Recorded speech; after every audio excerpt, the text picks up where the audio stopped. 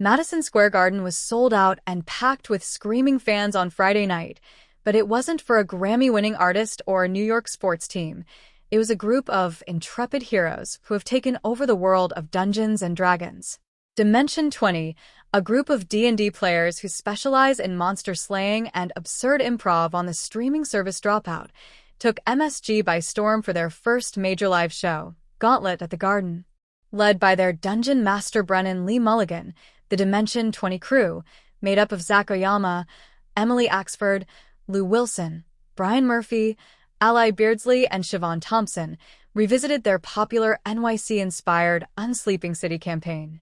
However, D20 fans were in for a treat as surprise crossover characters from other games popped into the show after being influenced by random dice rolls from the audience. Once considered a niche, nerdy hobby, Dungeons & Dragons has rocketed to mainstream popularity, with Dimension 20 as one of its fastest-rising groups. Thousands of fans lined up outside Madison Square Garden.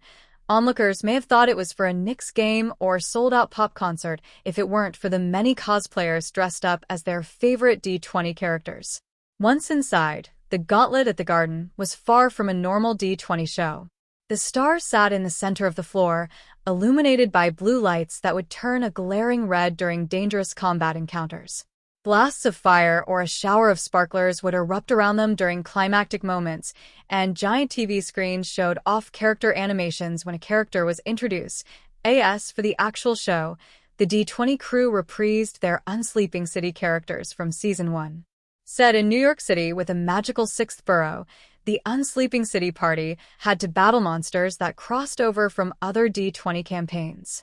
Oyama played firefighter Ricky Matsui, Wilson was elderly Harlem nurse Kingston Brown, Axford was Staten Island native Sophia Bicicleta, Thompson played Broadway star Misty Moore, Beardsley was drug dealer Pete, the Plug, Conlon, and Murphy was the talking sewer Rat Kugrash.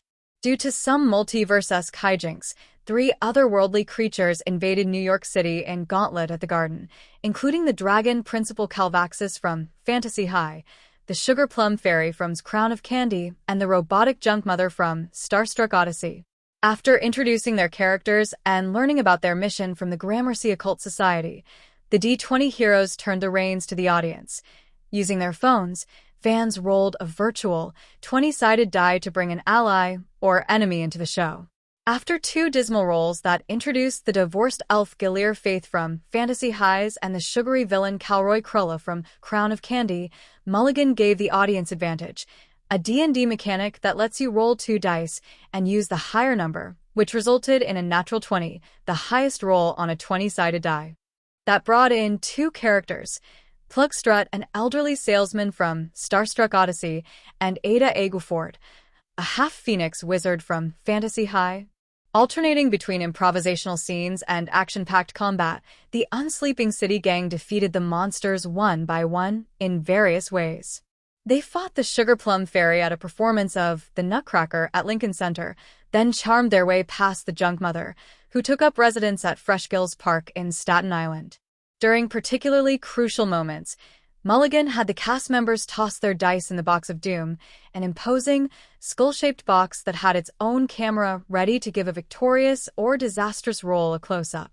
The most dramatic die roll came during the final showdown with Calvaxis, when Thompson attempted to cast a spell on the dragon that caused him to dance uncontrollably and become extra vulnerable to attacks.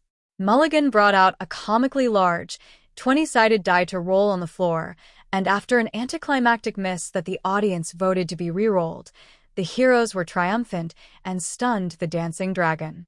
After a few more attacks and spells, the adventurers sent the final villain back to his home dimension and saved New York City. Thanks to a few lucky die rolls, the Dimension 20 crew strutted out of Madison Square Garden as heroes, though their devoted fans would have surely loved them the same, even if they had been defeated. With 3 more stadium shows coming this year, it's clear that Dimension 20 has rolled a nat 20 and set the bar high for the Dungeons & Dragons live experience.